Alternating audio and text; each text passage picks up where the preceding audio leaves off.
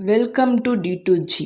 இன்னைக்கு இந்த வீடியோவில் நம்ம என்ன பார்க்க போகிறோம்னா, கடைசி நேரத்தில் எப்படி எக்ஸாமுக்கு ப்ரிப்பேர் ஆகுறது அப்படிங்கிற ஒரு சின்ன டிப்ஸை தான் நம்ம இங்கே பார்க்க போகிறோம். வீடியோக்குள்ளே போகிறதுக்கு முன்னாடி நம்ம சேனலை எல்லாரும் மறக்காமல் லைக் பண்ணுங்கள், சப்ஸ்கிரைப் பண்ணுங்கள் அண்ட் கமெண்ட் பண்ணுங்கள். என்னதான் தேர்வுக்கான பாடத்திட்டம், தேர்வு அட்டவணை முன்கூட்டியே சொல்லியிருந்தாலும், சராசரி மாணவர்களும் கவனிப்பில் பின்தங்கிய மாணவர்களும் தேர்வுக்கு கடைசி நேரத்தில் தான் அவசரமாக படிக்கிறாங்க. அந்த வகையில் கடைசி நேரத்தில் தேர்வுக்கு தயாராகிறவங்க சில முக்கியமான டிப்ஸ் தான் நம்ம இங்கே பார்க்க போகிறோம். டிப் 1 என்னன்னா, தேர்வுக்கு தயாராகும் மாணவர்கள் எப்போதுமே பதற்றத்தில் இருக்கக்கூடாது. அதுவே அவங்க படித்ததை மறக்க செஞ்சிடும். அதனால் தேர்வுக்கு தயாரவர்கள் பதற்றத்தை தவிர்க்கணும். டிப் 2 என்னன்னா, கேள்வித்தாளில் ஒரு கேள்விக்கு பலவிதமான பதில் இருக்கும். அதனால் ஒரு கேள்வி பதில் படித்தால் முதல்ல கேள்விகளை படித்து புரிஞ்சுட்டு அதுக்கப்புறம் நம்ம படிக்கணும். டிப் 3 படிக்கும்போது பாட புத்தகத்தில் உள்ளதை போல தான் எழுத வேணும் அப்படிங்கிறத தவிர்க்கணும். படிப்பதை புரிஞ்சு அதனை மட்டும் எடுத்துட்டு அதனை வைத்து உங்களோட பதில்களை எழுதுவது மிகவும் சுலபம். அடுத்ததாக டிப் 4, தேர்வுகள் நெருங்கிவிட்டால் எதனை படிக்க வேணும் என்பதில் பல குழப்பங்கள் வரும்.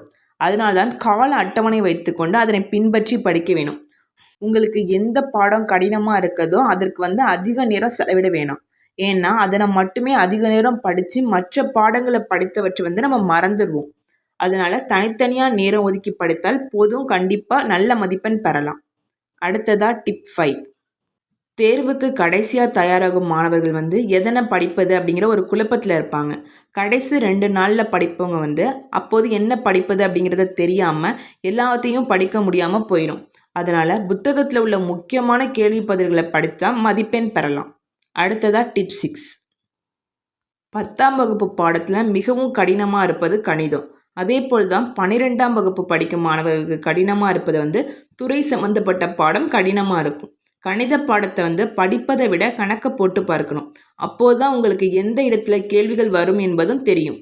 அடுத்ததாக டிப் 7, தேர்வுக்காக கண்முழிச்சு படித்தோம்னா படிப்பு வராது, தூக்கம்தான் வரும்.